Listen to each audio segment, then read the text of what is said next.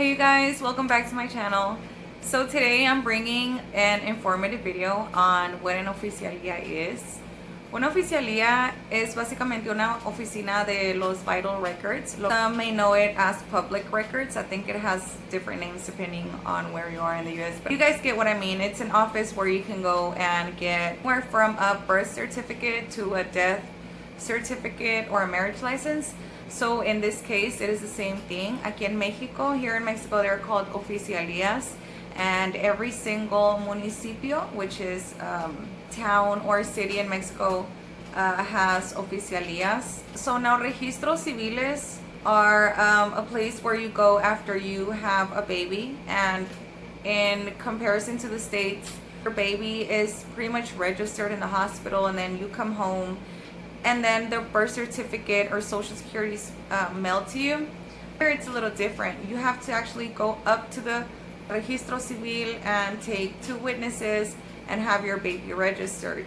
And this can be a situation, as I mentioned in one of the videos before, speaking a little bit on dual citizenship and some of the process that you have to go through on this side to be able to get this. So it was a problem for many years because people wouldn't be registered, and then they would reach an adult age without having ever been registered in the system. And the situation with this is that many of these people that weren't registered as babies left to the States and then now have a hard time getting documents and stuff like that, especially after you're being returned.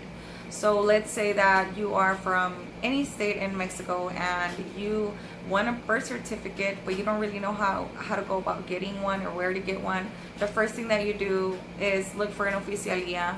You Google an oficialía wherever it is that you are, and even if you were not born in the state that you're residing in, you can still go up there and they will find a way to get it to you.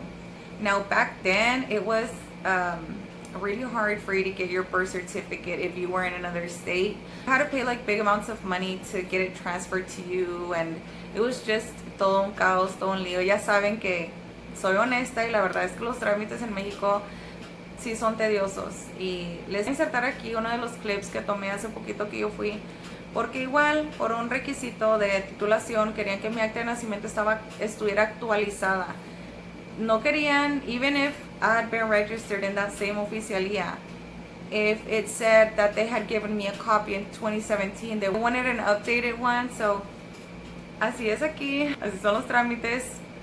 Entonces pues a veces sí se va. It's pretty much the same. It's about 90 pesos. That would equal to about $4 American, around there. So it's not pricey at all. Now I was doing some reading, and one of the things that I did learn, because I don't know everything and I always say this, I try to just give y'all as much as I know, right? But one of the situations that I'm sure a lot of these people that have been returned, or just people that were nunca lo registraron and stuff like that, a veces tienen un problema porque no están en el sistema.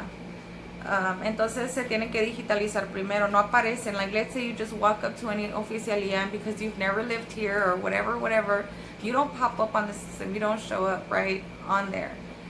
You have to go through a different process to do this. They'll ask for your birth certificate and your CURP, and then they'll do the trámite there and then. They'll be able to get you in the system and then get you an acta de nacimiento. But this is like by walking up to the oficialía. Now you can also do it by mail. I'm going to try to link down below one of the videos that I've seen on this, on how to, step by step, on how to email the people or whatever. But it takes a while, man. Honestly, I suggest that if you can, go up to the place yourself and try to see a real person, because situations like this, like you want it handled, you don't want to just, unless you really have no choice and you have to do something by mail. But I would suggest that if you can, go straight up to an oficialía and try to get your birth certificate, because you're going to need it for everything. This is one of the things that you need to do as soon as you arrive, I wasn't in the system when I first arrived. Not even CURP. A CURP was like a brand new thing in the early 2000s, and so I remember, I'm not even sure of the place that I went to. I don't know, I think it was a registro civil or it was Hacienda. I don't remember where I went, honestly. See, this is why I haven't done a video, because I know that it's not as easy as just typing in your birth certificate online, because you can get your CURP like that, but you have to be already in the system. And when you're first deported, you're not in the system, as far as I know, no, because you've never. The CURP is new. Es una clave única. That's like your Mexican social security number. It's like your identity number, right? So it's fairly new for people that have been out of the country for 30, 35, 40 years.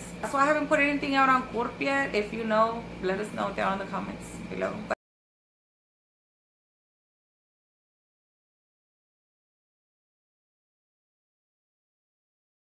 This is where you can also get married. Again, I think you would need like 2 witnesses for this too. And there's campaigns, hacen como campañas de colectivas de matrimonio o algo así. Los municipios seguido hacen esto, entonces creo que no te cobran nada, pero I think that if you just randomly walk up there and you're like, hey, I want to get married, then they do charge you a certain fee, but it's not like a whole lot. But anyways, I hope this was useful. I hope that you guys are able to kind of see the vibe of what's going on in there. You'll see that fortunately nobody was fighting this time, but sometimes it gets like that in there. Like people start arguing, and you know what I noticed? One of the things that I noticed a lot in los registros civiles es que siempre they do mistyping. They misspell your name.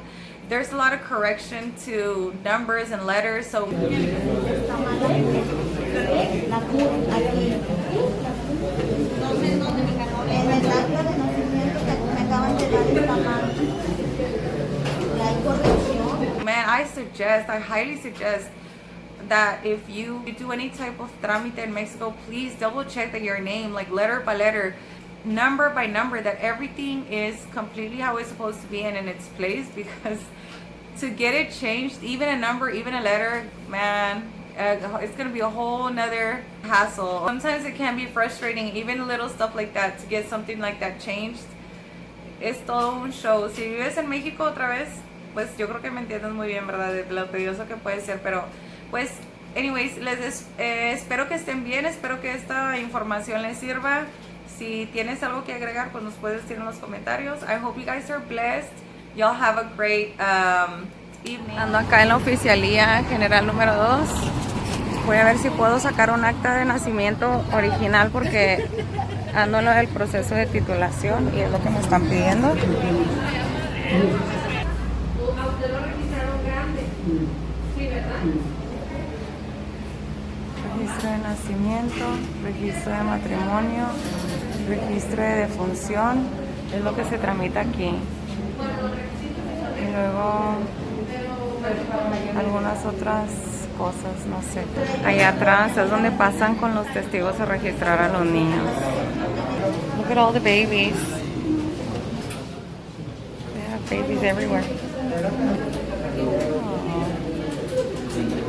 6 días del mes de mayo del 2022. ¿Seguro? Ahora vamos a ir al seguro a que mi esposo me dé de alta. Este es el IMSS de aquí de Nuevo Laredo.